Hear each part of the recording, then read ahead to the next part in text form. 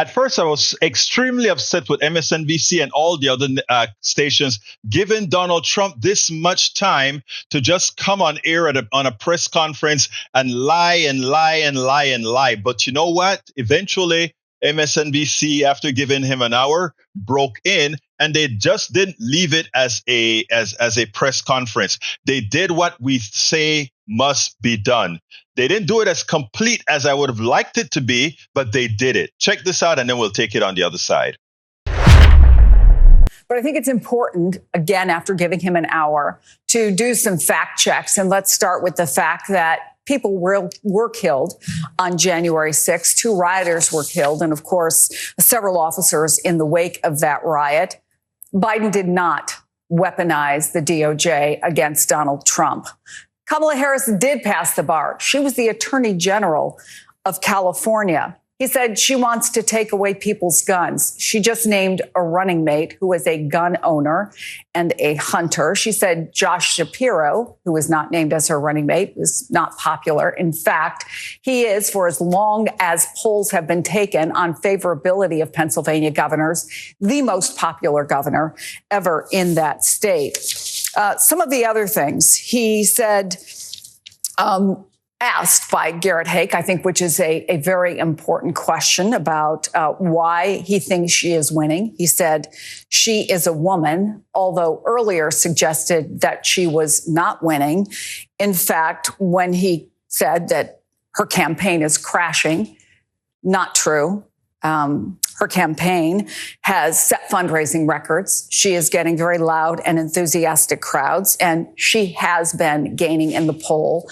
This is a race that remains too close to call. But when you look at the trends, clearly the trends are with Kamala Harris. And then he said he was not complaining at all about Kamala Harris being the nominee instead of Joe Biden. And then he went on to suggest that it perhaps was unconstitutional and called her campaign not only crashing, but said she was barely competent, nasty, and clueless, keeping up what has been a tradition with Donald Trump, all the names that he called Hillary Clinton when he was running against her in 2016, suggesting now that he actually was trying to protect her or somehow protected her from prison, when in fact, and this is something he has tried to walk back, but it's on tape, starting in 2016, he said often, lock her up, led chants that were about lock her up.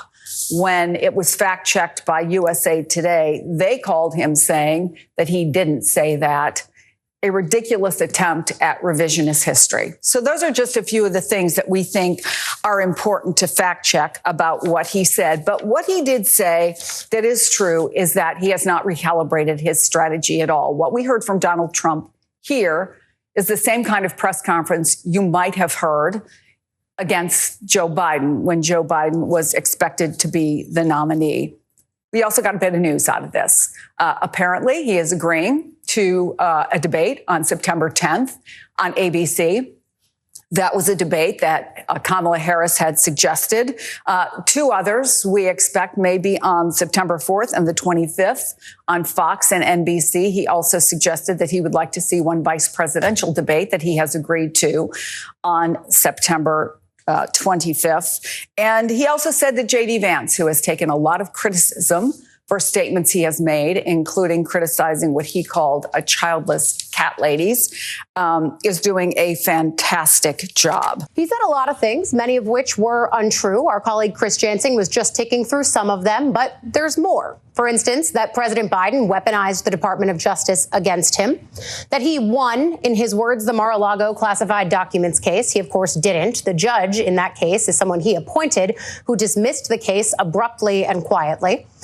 Trump said that Kamala Harris never passed the bar. Of course, she has. He said that Harris mounted a coup against President Biden for the nomination. Of course, that's not what happened. President Biden stepped down. The party then rallied around Harris as its nominee. He said the Biden-Harris administration let in 20 million illegal immigrants and that they have an open border policy. That's not true.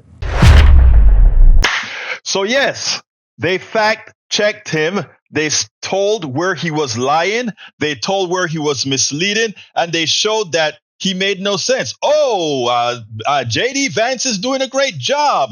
Oh, she's down in the polls. They corrected a lot of the lies that some of the lies that he said. Every other sentence, if not every sentence that he puts out of his mouth is a lie. So it's hard to just go ahead. They'll have to have another hour to just rebuff everything that he has said before. But at least they've started to do it, which is their job. The fourth estate, that's their job. And so far with this press conference, they did it. They fact checked him. Remember at the Black Journal, the association, the National Association of Black Journalists, one of the arguments before he came on stage is he didn't want to be fact checked in real time. Well, you know what, folks? We're starting to get his number. We spend a lot of time deconstructing the news, trying to parse it into a form that everybody can understand. We try to find those little nitpicks where it flies above the fray, etc. If you really like these videos that we do, I want to ask a big favor. Please go ahead. Number 1, subscribe to our channel. And number 2, please join if you can. Thank you so kindly for watching. Keep watching. Please remember to share. We must populate the entire internet with our progressive message, a message that we know is what most Americans say that they want. So help us, please join.